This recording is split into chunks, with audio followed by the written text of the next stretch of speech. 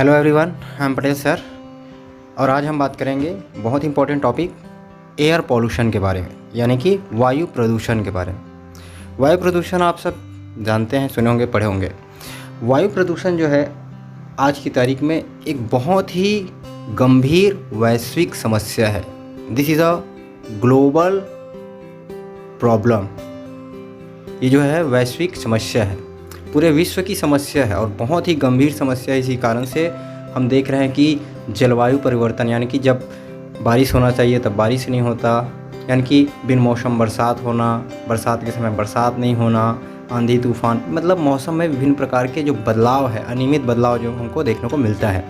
साथ ही साथ ये जो है वैश्विक ग्लोबल वार्मिंग का भी एक बहुत बड़ा कारण है वायु प्रदूषण, यानी कि विश्व का जो तापमान है, दिन प्रतिदिन जो टेम्परेचर है बहुत ज़्यादा बढ़ रहा है। और ये भी एक बहुत बड़ी समस्या है, जिसके कारण से जो ग्लेशियर है, यानी कि जो ध्रुवीय प्रदेश के जो बर्फ़ है वो लगातार पिघल रहे हैं, जिसके कारण से समुद्र का जो स्तर है वो लगातार बढ़ रहा है और जिसके कारण से समुद्र के किनारे के जो देश हैं, स्थल भूमि है, वो लगातार डूब रहे हैं। तो इनके कारण से वायु एयर पॉल्यूशन के कारण से और हम एक समस्या देखें, वो है स्वास्थ्य से संबंधित भी बहुत सारी समस्या हमको देखने को मिलता है।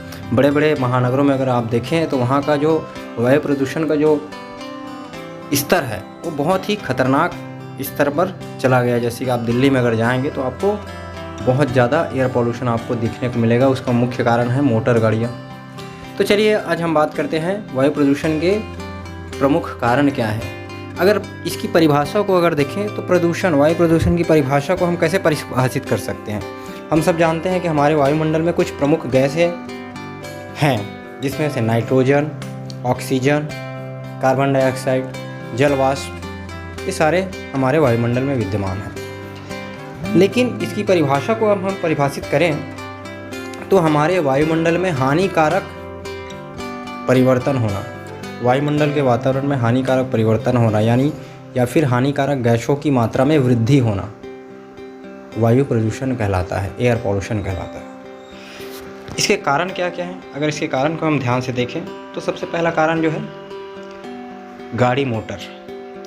आप देख रहे हैं गाड़ी मोटर से निकलने वाले धुएं, अगर हम सड़कों पे देखें तो ढेर सारे, आज ऐसा कोई घर नहीं होगा जिनके पास गाड़ी ना हो, बाइक ना हो। और इसकी संख्या जो है दिन प्रतिदिन बढ़ती जा रही है और जैसे जैसे जनसंख्या बढ़ेगी इसकी भी संख्या लगातार बढ़ती रहेगी।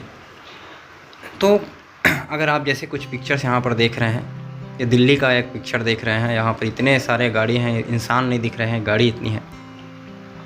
तो ये सड़कों पे जो इतने सारे गाड़ी जो चल रही है, मोटर गाड़ी जो चल रही है, उनसे जो धुएं लगातार निकल रहे हैं, करोड़ों अरबों की संख्या में ये वाहन चल रहे हैं सड़कों पर। दूसरा कारण अगर हम देखें, जो बहुत बड़ा कारण है, ये है अगला, फैक्ट्रियों से निकलने वाले धुएं। आप सब जानते हैं कि ये औद्योगिकरण का युग है। हम तमाम तरह के जो सुख सुविधाएं जो उपयोग कर रहे हैं वो सब औद्योगिकरण की देन है। और ये सारी जो सुख सुविधाएं हैं कहीं ना कहीं किसी न किसी उद्योग में बड़े पैमाने पे बनाया जाता है। और जब ये बनाया जाता है तो वहाँ पर जो है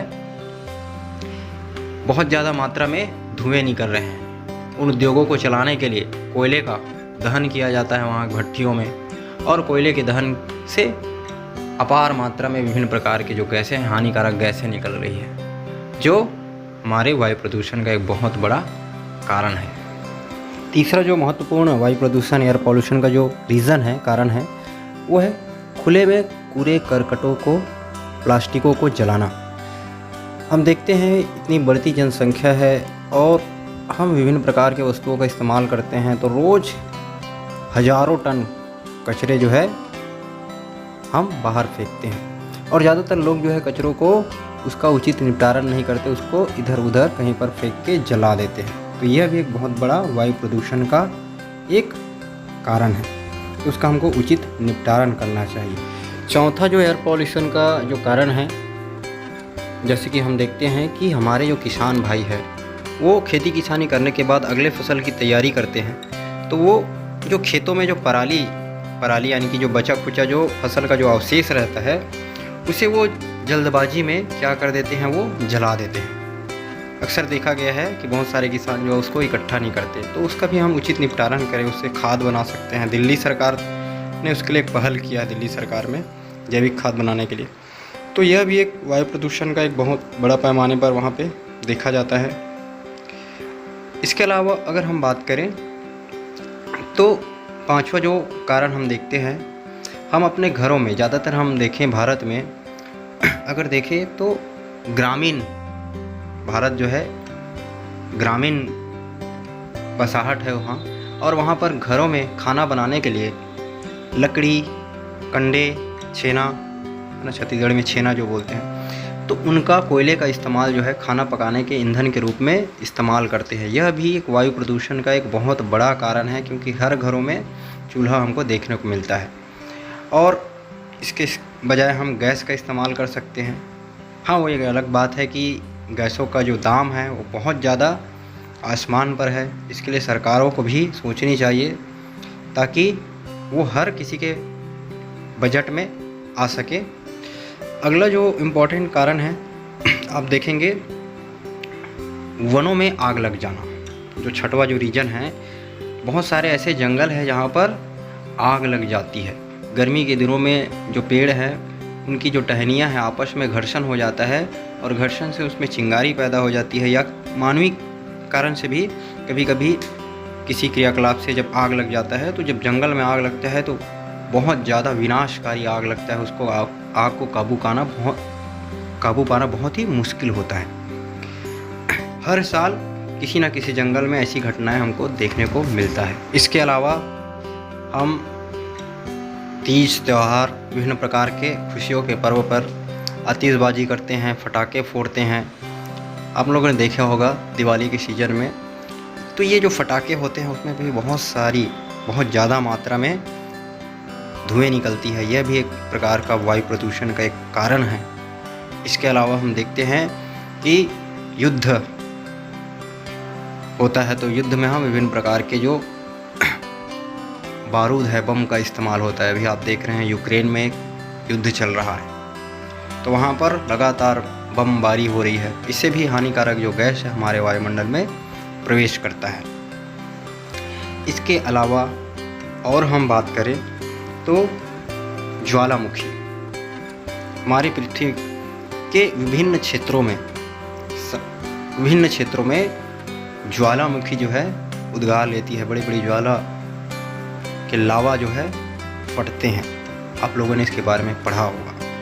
तो ज्वालामुखी के जो फटने से भी बहुत हानिकारक जो गैसें हैं वो भी हमारे वायुमंडल में प्रवेश करता है, जिसके कारण से वायु प्रदूषण की समस्या को वो उत्पन्न करता है।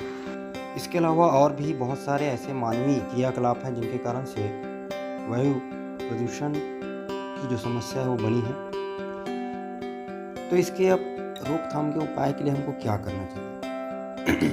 तो इसके रोकथाम के लिए अगर हम देखें महत्वपूर्ण जो है, तो सबसे पहला जो है हमको अधिक से अधिक वृक्षारोपण करना चाहिए। जितना ज़्यादा हम वृक्षारोपण करेंगे वो हमारी वायु प्रदूषण की जो समस्या है उसको उतना ही वो कम करने का प्रयास हमारी तरफ से होगा।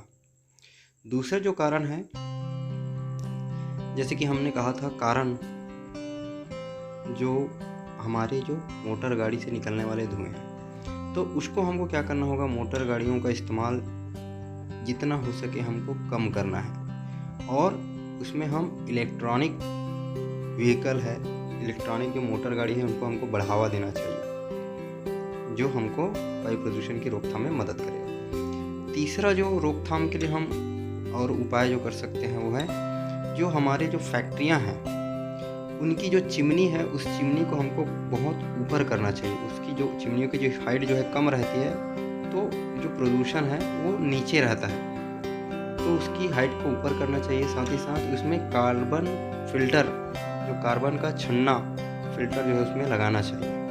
प्रदूषक जैसे चाय छानने के लिए अपन चाय छन्नी का इस्तेमाल करते हैं, वैसे ही कार्बन फिल्टर आता है, तो उन चिमनियों में इसका इस्तेमाल किया जाना चाहिए। इसके अलावा हम देखिए कि खेतों में जो परालियों को जला देते हैं किसान, उसको नहीं जलाना चाहिए, बल्कि उनको इकट्ठा करके उनको खाद बनाने का एक प्रयास किया जाना चाहिए। हम तीज त्योहारों में जो पटाखों का इस्तेमाल करते हैं उसको कम करना चाहिए, उसके प्रयोग को हमको पटाखों का प्रयोग हमको कम करना चाहिए। कूड़ा करकट को हमको नहीं जलाना चाहिए, इनसे हमको खाद बना लेना चाहिए। खाना बनाने के लिए हमको रसोई गैस का जितना हो सके ज़्यादा से ज़्यादा रसोई गैस का इस्तेमाल करना चाहिए। साथ ही साथ वायु प्रदूषण को कम करने के लिए और रोकथाम करने के लिए बहुत ही ज़्यादा अवेयरनेस की ज़रूरत है, लोगों को जागरूक करने की ज़रूरत है।